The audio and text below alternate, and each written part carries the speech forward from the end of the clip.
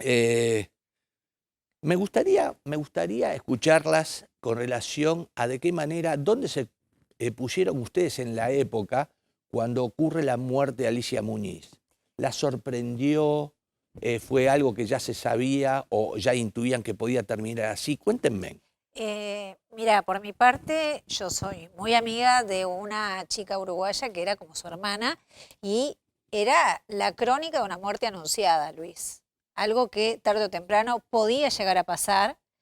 Más allá de que ellos estuvieran separados, era como que Alicia tenía una debilidad con él y en ese momento ella estaba trabajando en el Hotel San Rafael en Punta del Este.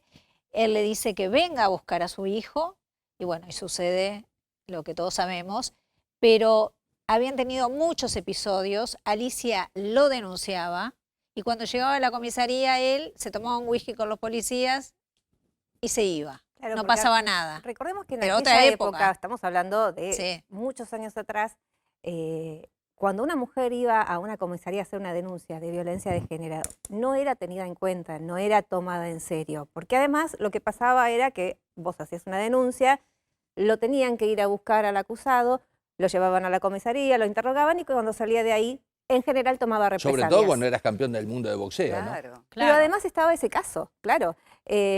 Ahí, como bien decía, ella había hecho acá en la Argentina 2 denuncias, tenían 4 separaciones ya cuando Claro, llegó claro. ese momento.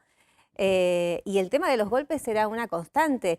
Ella ya lo había dicho en una de las separaciones, en una nota pública que había dado a los medios, decía que él estaba tomando demasiado y daban a entender que era este el motivo, algo que también había dicho Susana, que lo llevaba a golpear. La realidad es que no es el alcohol, es la persona que es Claro. violenta y que se potencia a través del Y alcohol. una persona que se ganó la vida con sus puños, o sea, con la fuerza de sus manos, con su habilidad. Ahora pensaba, lo vemos hoy, ¿no? Qué bárbara la justicia en ese momento, qué jugada, porque para ese, no para la cabeza de hoy, pero en ese momento, pensar que un campeón del mundo lo iban a poner preso durante 11 años, fue un shock. Acá en el parece informe, que yo no lo conmocionó. recordaba, pero el informe que hizo Lali con Pedrelli, hace una referencia que en el año 77, Monzón fue condenado a 2 años de prisión después de agredir físicamente por enésima vez a su esposa Mercedes Beatriz Pelusa García, la madre Claro. de la mayoría de Mirá. sus hijos. Sí. Pero un indulto del gobernador militar de Santa Fe, vicealmirante Jorge de Simone, lo salvó de la cárcel porque había sido condenado a 2 años. Claro, pero a ver, el caso de Pelusa es muy particular también, y es para tenerlo en cuenta. Ella había vivido en un hogar donde la violencia de género era una constante. Entonces ella había naturalizado de alguna manera esta cuestión de un hombre que le pega a una mujer.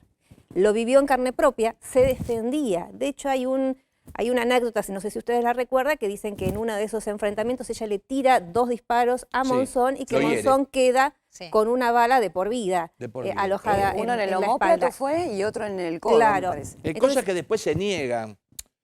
Se niega lo que estás diciendo, y como se niega también el incidente violento de Pelusa cuando la va a buscar a Susana Jiménez a la salida del Teatro Astros.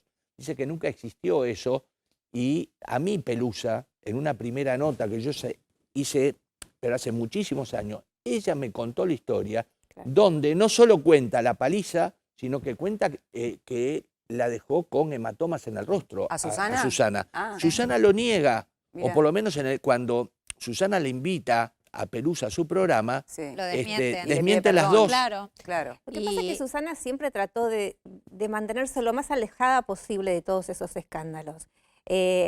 Todo el mundo comentaba, maquilladores, vestuaristas, la gente que veía llegar a Susana al teatro en aquella época, contaban de los moretones.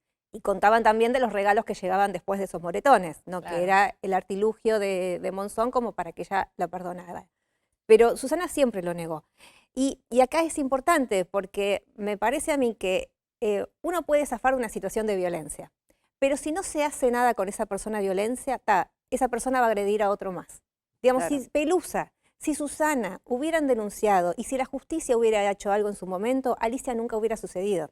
Claro, por Claro, eso digo, la pero- justicia me parece que hizo un quiebre realmente, porque lo lógico que hubiera sido lo que vos decías, que lo que pasó con Pelusa, que de repente lo liberen porque era el campeón del mundo, porque era un ídolo, porque era querido. Sí, pero Y había una además muerte estaba todo ahora. armado para que sea, nos caímos los dos o ella se tiró. Me parece que fue un momento bisagra desde la conciencia y desde la historia de la justicia. Bueno, si vos también, ¿no? revisás los titulares de la época, en principio se habla de una Alicia Muñiz que murió. Claro. No se dice la Sí. asesinaron. No, apareció cuando claramente muerta. Se dice apareció eso. Incluso en los primeros tiempos hasta Claro. la hacían responsable De lo que había de pasado. haber permanecido Claro.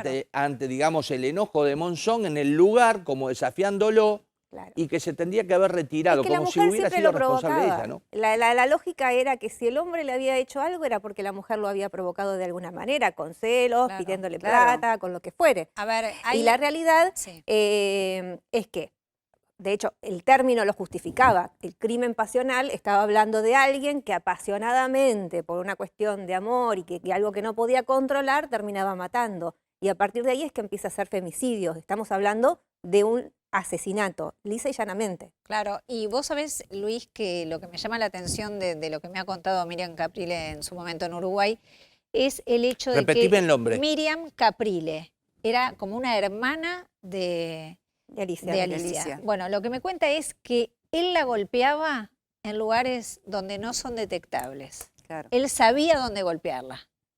Entonces, quizás cuando ella contaba que le pegaban, no había un hematoma, porque hay lugares específicos del cuerpo donde no te quedan hematomas. Claro, Y él eso- sabía dónde golpearla y era reiteradas veces. Por eso ella ese verano decide quedarse en Punta del Este, manda al hijo y ya como hacía un mes que no lo veía y él le dice, no, venía a buscarlo, es que viaja. Pero también había ahí una idea de casi un engaño, porque él le dice, vení que arreglamos el tema del dinero, porque para También. Alicia era muy difícil también el día a día, no le pasaba una cuota, y ella también pensó que iban a hablar del dinero. Es más, la pelea de las 5 de la mañana tuvo que ver con eso, ¿no? Tuvo que ver con el Bueno, dinero. a